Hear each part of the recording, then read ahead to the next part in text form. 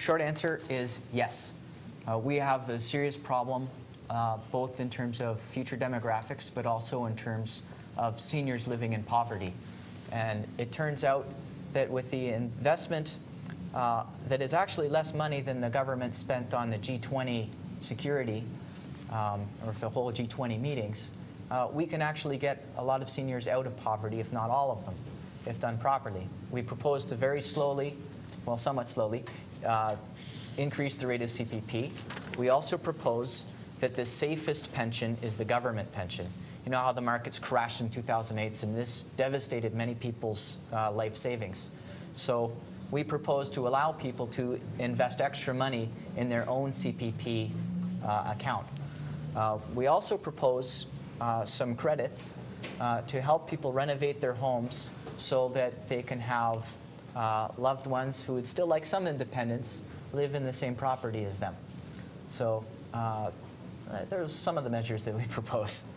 There are many others in terms of making life more affordable for the general population. And of course, the home care is also part of securing somebody's retirement, since if the government is doing that for you somewhat, then it costs less out of your own pocket at a time in your life when you're least able to afford it. So, Bryon? Well, seniors have contributed significantly over the years, and I know firsthand what it means to deal with, although my mother will not like me saying this, saying that she's a senior. But my mother spent 6 months in the hospital recently. And I can tell you that the Liberal plan for supporting seniors, both in terms of pensions, but also more importantly, I think, in terms of having people up to 6 months be able to take time off to deal with a sick relative and not worry about the financial burden, is important. We need to ensure that our seniors live in dignity. As the former vice chairman of the National Defense Committee, I can tell you about cases of homeless veterans in this country. And they're not seniors, but the fact that we have homeless seniors, we have homeless veterans, to me is a national disgrace. And therefore, providing secure pensions for those individuals, expanding the present government pension plan is important. Our option in terms of secure retirement option, all will assist our seniors to live in dignity. But again, the solution is not all federal, because many seniors want to continue to live in their homes. And there are some provinces, like British Columbia, that do have a property tax credit, which does help. But the cost of living in one's home, and I always believe it's better to live in your own home if you can, if you're able to do so, is important. So providing those kind of assistance and strengthening those programs is absolutely fundamental if in fact we are going to be able to have seniors be able to live out their lives in dignity, but also in affordability. Okay, Cameron, your turn. Yeah, the Green Book speaks to, you know, respect and dignity for our elders, and all of those components that my friends here have mentioned are key elements of that. Secure pensions provide programs that ensure that they can stay in their own homes. Now that's, as already mentioned, not a federal issue, but certainly something that we have to bring weight to. We have to be able to provide appropriate health care, both physical and mental health care, for people as they age, because we all do that. We all age. It's unfortunately something that we can't get away from. And really the key element is that they have their dignity, and that we honor them for who they are. They are our parents. They are our grandparents. And the programs, the CPP and other programs that exist, I'm going to sound like a broken record again. I think we have to go back and take a look at, are they working adequately now? If not, who do we need to bring to the table to make the changes that are necessary for today and for the long term? If we don't know where we're going, we don't know what we need to do now. And we really need to create a vision for Canada, including the seniors, that address all of those issues. Yeah.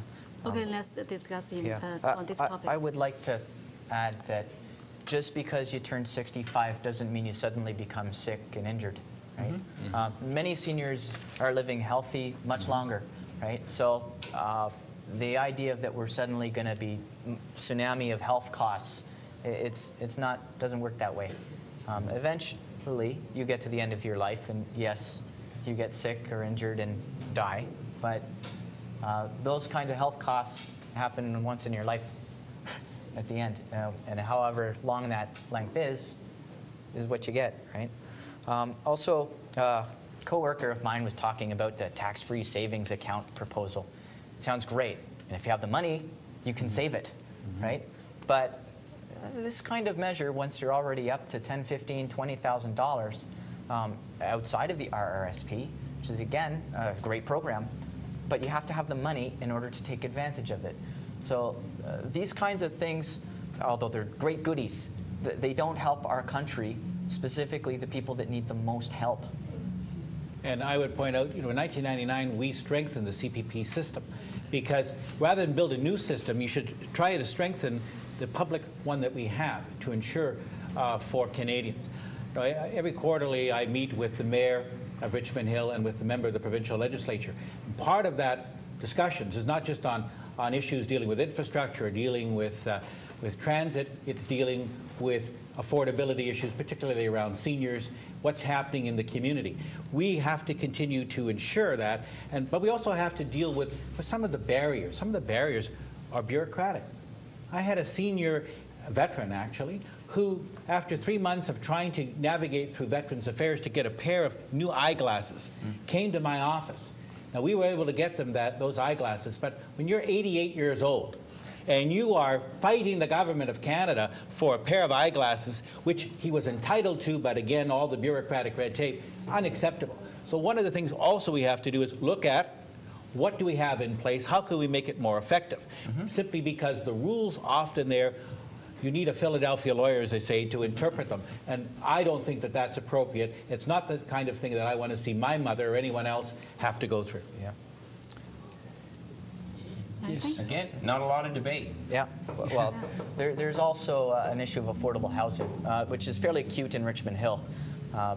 You can see, if you look at the demographics of Richmond Hill, it's very hard for the people who grew up there to stay, and it's hard to retire there because of the pricing of the housing. And there is a role for affordable housing in this country, and that kind of thing can happen. If you think about affordable housing in terms of supply and demand, if you think really hard, you'll realize that once the demand goes up, the price goes up. The housing's not affordable anymore. And I can tell you that on my days on council, when we worked to create with the Steelworkers Union, the Fitzpatrick co-op there, different types of affordable housing units. We have, as a party, a national affordable housing strategy. Affordable housing is the #1, I think, social issue when it comes to accommodation. People say, I can't afford to live here anymore. Geez, I grew up in this community, or my children are nearby, but I'm going to have to go. Not everyone wants to go into a retirement home, believe me. And so, therefore, they feel much better. They're going to be able to do the kind of things they want if they can stay in their home. But also creating those affordable housing units. Again, it's about leadership. And it's again about a national vision, and it's again about the national government working collaboratively with provinces, territories, municipal governments to deal with those units. Yeah. And the cooperative movement is an excellent way of achieving that, because you can build stable communities at the same time as affordable housing.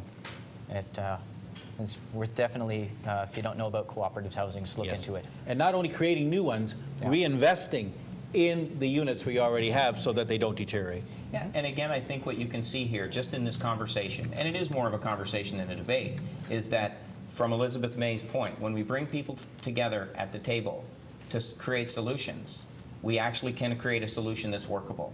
So her and our view and our stand is that we get people working together, we get the parties working together, we do away with this ridiculous partisanship, and we have results get produced that support and serve all Canadians. And that would be a new kind of Canada.